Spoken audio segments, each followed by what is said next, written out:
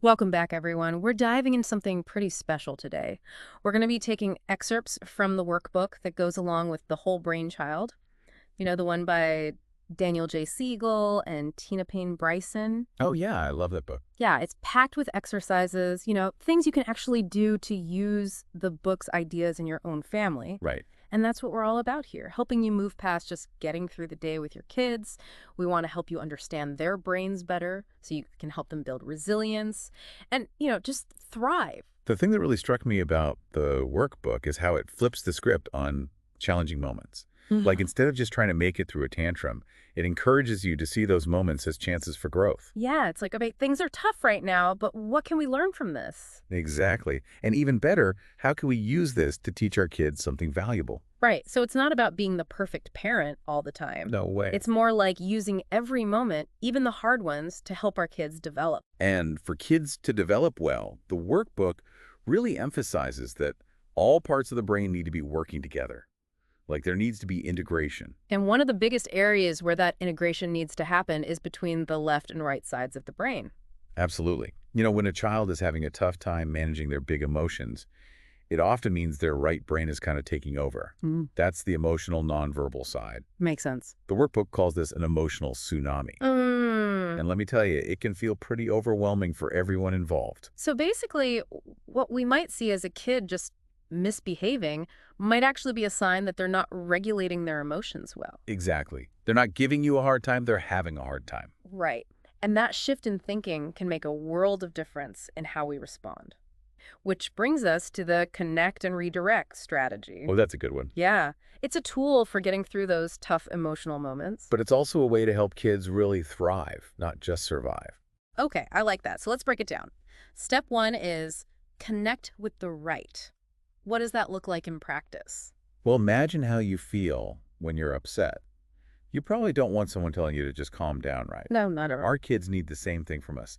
Connecting with the right means acknowledging and validating their emotions. So that's using non-judgmental language, offering physical touch if they're open to it, showing empathy in your facial expressions, and using a soothing tone of voice. It's amazing how much those nonverbal cues matter to kids. Totally. The workbook even talks about how something like looming over a child who's already upset can make them feel defensive. Instead, try getting down to their level and making eye contact. Right, to show you're really present with them. Yeah. And think about your tone of voice, even your posture. A relaxed and open stance can be so much more reassuring than, say, crossed arms. Okay, so we've connected with the right. Right. What's next? That's when we move to step two, redirect with the left. Now that you've got that emotional connection, you can gently guide them towards logic and problem solving. So we connect with their feelings and then help them use their thinking brains. Exactly. It's about helping them shift gears from that reactive state to a more thoughtful response. So it really is using both sides of the brain, but sometimes a kid's emotional outburst just seems to come out of nowhere. And that's where the idea of implicit memory comes in, right? You got it. Implicit memories are those emotional unconscious ones. Unlike explicit memories, which are the facts we can easily recall, Okay. and those implicit memories, the ones we may not even realize we have, can drive behaviors that seem totally irrational in the moment. The workbook had that example about a girl named Olivia. I think our listeners would find that Oh, helpful. right. Olivia was terrified of parking meters, but she had no idea why. Yeah. Turns out she had blocked out this traumatic experience from her childhood that involved a parking meter. So even though she couldn't consciously remember it, that implicit memory was still affecting her. Wow. That's kind of scary to think about. It can be. So the workbook suggests paying attention to any patterns of overreaction or avoidance in your kids. There might be an implicit memory at play. It's like detective work trying to figure out what's going on in their little minds. In a way, it is. And it's making me realize how much we don't know about what's happening inside our kids' heads. It's like we're getting a peek behind the curtain. Right. And another helpful analogy the workbook uses is the idea of the upstairs and downstairs brain, which helps us understand how different parts of the brain influence behavior. Ooh, I'm intrigued. Tell me more about this upstairs and downstairs brain. Okay, so picture the brain as a house. The upstairs, the prefrontal cortex, is where all the higher level thinking happens. Decision making, planning, controlling impulses. bet. But then downstairs, you've got the limbic system, which is all about emotions and impulses. And here's the kicker. The upstairs brain doesn't fully develop until adulthood. Oh, so when our kids have a meltdown, it's because their downstairs brain is in control. Precisely. And knowing this helps us adjust our expectations. We can't expect a kid to regulate their emotions like a grown-up because their upstairs brain is literally still under construction. That makes me feel a little better about those moments when my kids totally lose it. It's not that they're being bad. It's that their brains aren't quite equipped to handle those big feelings yet. Right. So our job as parents is to help them develop those upstairs brain skills. And the workbook gives some specific tips for how to do that. Like, for example, how to respond to tantrums. Oh yeah, tantrums. Every parent's favorite. Well, the workbook says we should avoid the command and demand approach. You know, that whole do this because I said so thing. Right. Because that often just makes things worse. It triggers the downstairs brain. So what should we do instead? Try to figure out what kind of tantrum it is. Is it an upstairs tantrum, maybe caused by frustration? Or is it a downstairs tantrum, fueled by pure emotional overload? So different types of tantrums need different responses. Exactly. And the goal is to engage the upstairs brain, not make the downstairs brain even angrier. It's about appealing to their thinking rather than getting into a power struggle. So instead of just reacting to the behavior, we're trying to understand what's causing it. Exactly. The workbook calls this engage, don't enrage. And how do we engage instead of enrage? Start with connection and compassion. Make sure your child feels safe and supported. Help them calm down. Once they're more regulated, their upstairs brain is back online, then you can guide them towards problem solving. It's like we become emotion coaches for our kids, helping them understand their own inner world. I like that, emotion coaches. And part of that coaching is figuring out what your child's triggers are, what sets them off. Is it being hungry, tired? Are there certain people or situations that make things harder? If we know their triggers, we can try to prevent those meltdowns. Exactly. It's Yeah. like having a secret weapon in your parenting arsenal. Okay, I like the sound of that. We're not just reacting to explosions, we're disarming the bombs before they go off. That's a great way to put it. And speaking of powerful tools, the workbook also talks about developing mindsight, which is the ability to understand both our own minds and the minds of others. It's like emotional intelligence, but even more. Yeah, like emotional intelligence on steroids. I like that. So mindsight is about moving beyond just our own perspective, recognizing that we're connected to others. The workbook calls this the me-we connection. And it stresses how important early relationships are for shaping a child's understanding of how relationships work. So the way we interact with our kids, how we respond to their emotions, it's literally shaping their view of themselves and the world. That's right. It's pretty powerful stuff. It really is. And there's so much more to explore in this workbook. Absolutely. So stay tuned, everyone, because we're just getting started with this deep dive into the Whole Brain Child workbook. There's a lot more to come. One of the things that keeps coming up in this workbook is remembering. Like actually remembering things. Well, yes, but it's more than just remembering facts. It's about remembering the whole experience, the feelings, the sensations, all of it. You mean like both the implicit and explicit stuff we talked about earlier? Exactly. And it makes me wonder if, with all the technology we have these days, we're losing some of that ability to really remember. You know, we're so busy capturing moments on our phones that we maybe aren't fully present in the moment itself. Yeah, I think there's something to that. And the workbook touches on this too.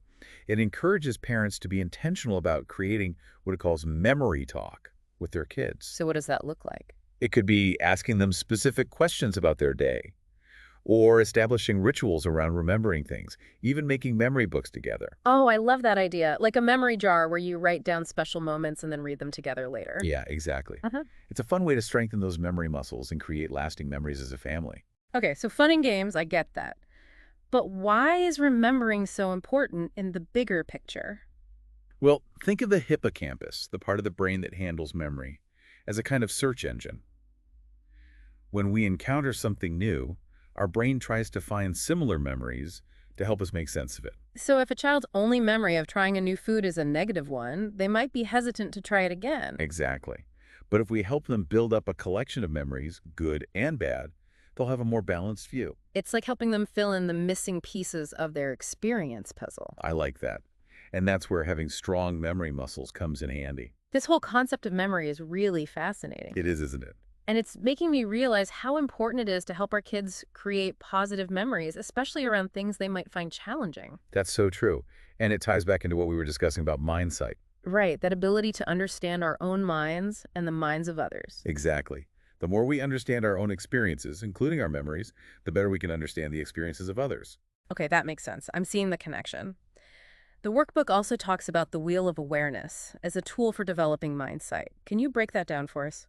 Sure. So imagine a bicycle wheel with a hub in the center and spokes connecting to the rim. The rim represents everything we can be aware of, our thoughts, feelings, sensations, memories, even our connection to others. So it's like a big picture view of our inner and outer world. Precisely. And the hub is that place of awareness itself, the Yeah. inner observer that can focus on any of those things on the rim. And the key is to be able to move easily between the hub and the rim, right? Right. To have a balanced awareness. But what happens when we get stuck on the rim? I know I've been there. We all have. That's when we get fixated on a certain thought or feeling, usually a negative one, and we lose sight of the bigger picture. And those negative experiences can start to feel like our whole reality. Exactly. And this happens to kids too. So, like, if a child is having trouble in math, they might start to think they're just bad at math. Even though it's just a temporary feeling of frustration. Right, but when you're stuck on the rim, it can feel permanent. It can. So how do we help ourselves and our kids get back to the hub? Yeah, that's the million-dollar question. Well, the workbook suggests practicing mindfulness exercises. Things like focusing on your breath or visualizing a calm, expansive space. So it's about shifting our attention away from those negative thoughts and feelings. And recentering ourselves in that place of awareness. It sounds like building mental agility. It is, and it's a skill we can teach our kids. The workbook suggests turning it into a game with kids, which I think is brilliant. Oh, I love that. Make it fun. Right. The workbook also talks about something called sifting. Sifting, like sifting flour. It's a different kind of sifting. It stands for sensations, images, feelings, and thoughts. It's a way of becoming aware of what's happening inside. So noticing all those different things on the rim of the wheel. Exactly. And doing it without judgment, just observing with curiosity. So instead of being overwhelmed by, say, anger or anxiety, we can pause and notice what's happening in our bodies and minds. Right. And by simply bringing awareness to those internal experiences, we can start to gain more control over them. We can choose which thoughts and feelings to engage with. Exactly. And the more we practice sifting ourselves, the better we can teach our kids to do it too. We can help them see that those negative thoughts and feelings are just temporary. They're not who they are. And that leads to helping kids understand the difference between states and traits, right? Yes. It's so important for kids to realize that just because they feel something in the moment doesn't mean it's a permanent part of them. Like I'm bad at math is a state, not a trait. Exactly. We need to help them challenge those thoughts and replace them with more positive ones. So they can develop a growth mindset, that belief that they can learn and improve. Exactly. The workbook also talks about the importance of cultivating a yes state of mind. A yes state of mind, what's that? It's about creating a sense of openness and receptivity, both in ourselves and our children. So we're more open to new experiences? And new ideas. Yeah. And new connections. We're less defensive and more willing to engage with the world around us. That sounds like a great state of mind to be in. It is. And Yeah. we can foster that in our kids by making them feel safe and connected. By responding to their needs with empathy. And by making time for fun and playfulness. Because playful parenting is important, right? It's not a luxury. It's essential. It helps build resilience and well-being. So it's not just about rules and limits. It's about joy and laughter and connection. That's what it's all about. And that connection is crucial for building healthy relationships, which brings us to the last part of the workbook, the me-we connection. Right. That's where we go beyond just our individual selves and start to see how our actions affect others. It's about nurturing empathy and compassion. Helping our kids understand that they're part of something bigger than themselves. And that their actions have ripple effects. It's about raising kind and compassionate human beings. And the workbook highlights storytelling as a powerful tool for developing this me-we connection. So telling our kids stories about our own lives. Exactly. Both the good and the bad. It helps them understand the complexity of being human. Sharing our own stories, even the messy ones, can be a powerful way to connect with our kids and teach them valuable lessons. It shows them that we're all flawed and we all make mistakes, but that we can learn and grow from those experiences. And then it's okay to ask for help when we need it. And by sharing those stories, we're not just teaching them about empathy and compassion, we're also building a stronger connection with them, creating a shared history. Like a family that eats together stays together. It's not just about the food, it's about that shared experience, the stories that are woven into those everyday moments. It's about making those moments count. And those moments, those stories, those connections, they all shape how our kids understand relationships. They are the building blocks of a happy and fulfilling life. So, as parents, we have this incredible opportunity to help our kids develop the skills they need to navigate all the complexities of human relationships. It's a big responsibility, but it's also incredibly rewarding. And this workbook gives us tools and insights to help us do it with more confidence and joy. I agree. I'm really glad we're taking this deep dive together. It feels like we're unlocking the secrets of how kids' brains work and finding new ways to connect with them. Me too. And I hope our listeners are feeling empowered to use these ideas in their own families.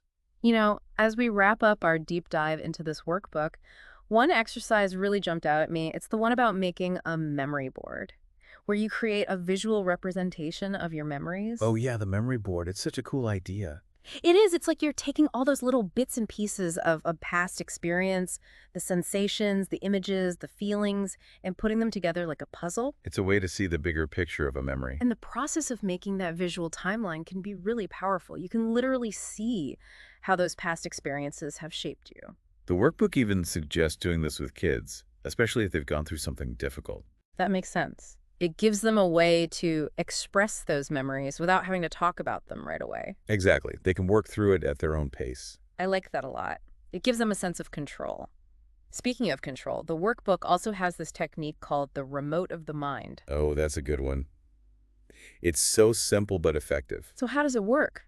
You imagine you have a remote control that lets you pause, rewind, or fast forward through a memory. So you can control how you experience the memory. Exactly. It helps kids and adults, too, manage those big feelings that can come up when thinking about tough memories. It's like giving them the power to regulate their own emotions. Exactly. It makes me think about how we often try to protect our kids from difficult emotions. Yeah, we want to shield them from pain. But this workbook suggests that it's actually important for them to experience and work through those emotions. It's how they build resilience. And emotional intelligence. Right. And we can help them do that by being present with them, letting them know it's okay to feel those things. And by showing them how to handle those big feelings ourselves. Because our kids are always watching us. They really are like little sponges absorbing everything we do and say. It's humbling, isn't it? It is. We have such a big influence on them, whether we realize it or not. Our actions really do speak louder than words. So if we want to raise kids who are resilient, empathetic, and kind, we need to be those things ourselves. It all starts with us. And that means taking care of our own emotional well-being. Making time for self-care.